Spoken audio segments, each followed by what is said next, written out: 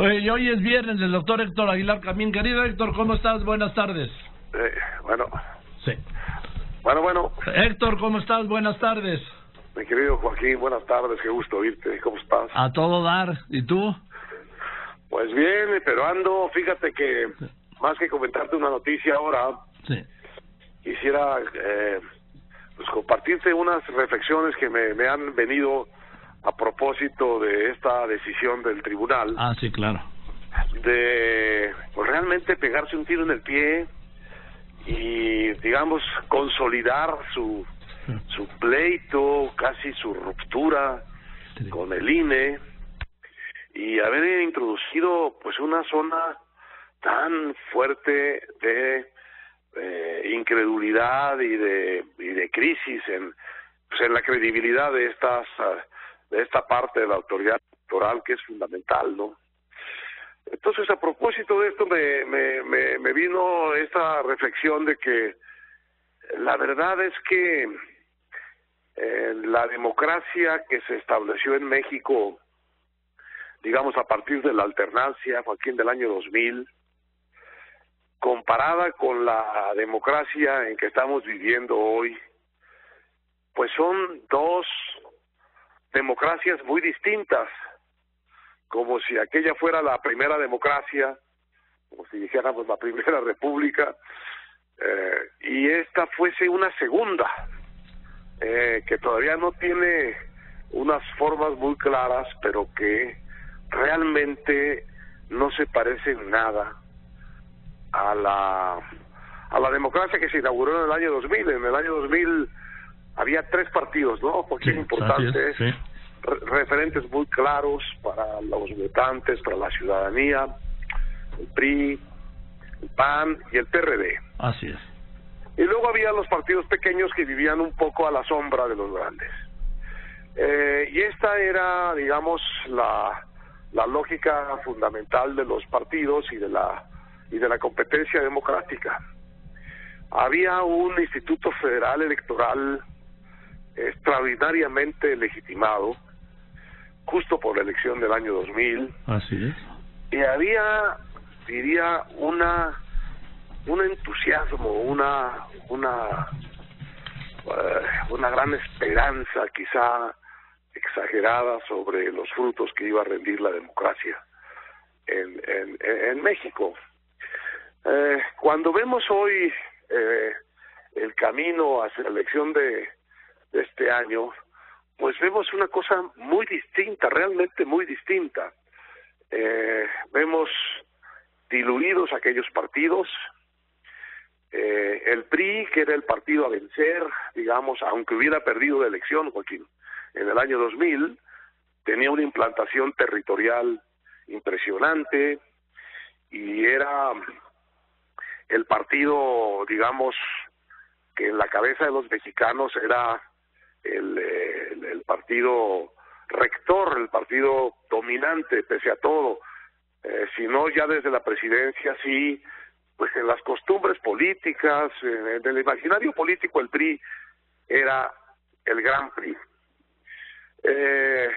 Pues el PRI que vemos hoy, camino a esta elección, está lejos de ser ese partido, digamos, a vencer, ese partido dominante. Y si me fuerzas, como pintan las tendencias, probablemente se levante después de esta elección de julio como un partido pequeño, que estará en el tercer lugar de las posiciones partidarias.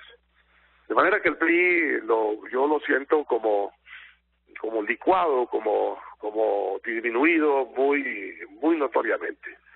El PRD pues ha visto una decisión que lo ha reducido a ser un partido muy pequeño, y ahora en lugar del PAN lo que tenemos es pues un frente cuya forma no acaba de ser clara, pero que, digamos, engloba y en ese sentido borra las líneas partidarias entre el PRD, el antiguo tercer partido de México, y el propio PAN, y ahora con la adición del Movimiento Ciudadano, de manera que allí donde había 3 partidos y 2 de ellos muy centrales, ahora hay un frente.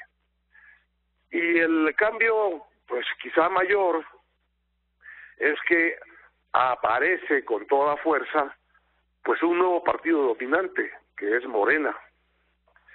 De manera que la composición de los partidos de hoy no tiene nada que ver con la primera fase o la primera época de la democracia mexicana, y convendría empezar a pensarlo de esa manera, porque es algo que está en camino, no tiene forma muy clara todavía, pero desde luego no puede pensarse en los términos anteriores.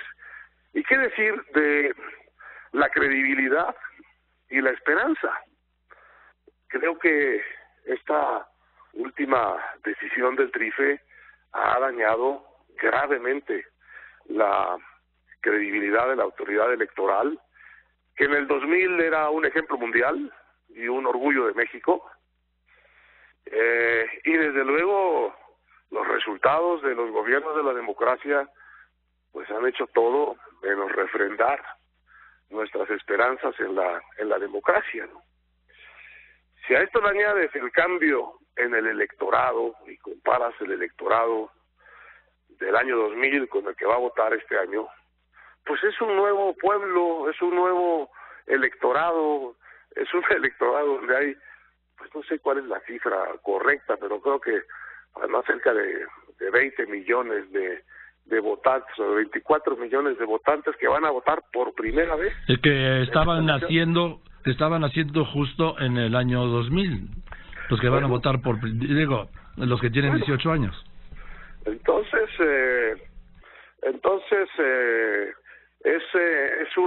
es un cambio muy importante que, por cierto, se aceleró, yo creo que mucho en los últimos 3 años, de manera que también es muy novedoso, porque no fue una transición muy lenta, sino de pronto se aceleró con la aparición muy impresionante de Morena, y con la disminución muy impresionante del PRI, y con la decisión de partidos como el PAN y el PRD y el Movimiento Ciudadano de que solo las alianzas los podían hacer competitivos, y solo yendo en coalición y tratando de formar una entidad distinta a los 3 partidos, podían ellos presentarse con posibilidades de triunfo en esta elección.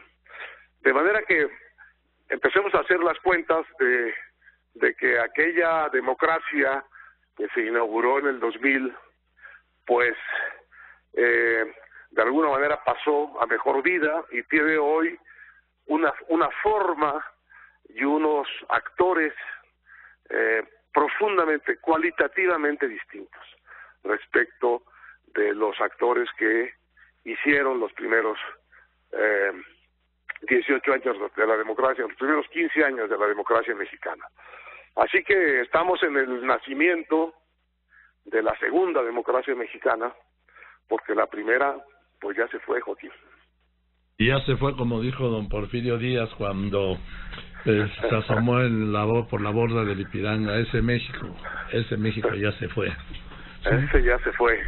Entonces ahora tenemos esta otra formación, cuyo rasgo más preocupante, yo creo, es que tiene en entredicho la credibilidad de sus árbitros, de su autoridad electoral, y tiene una ciudadanía que, si antes tenía una gran esperanza en la democracia, ahora más bien tiene un enojo, ¿no?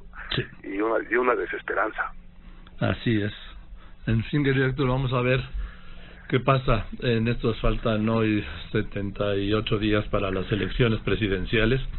Quedan 75 días de campaña y pues vamos a ver qué pasa, ¿no?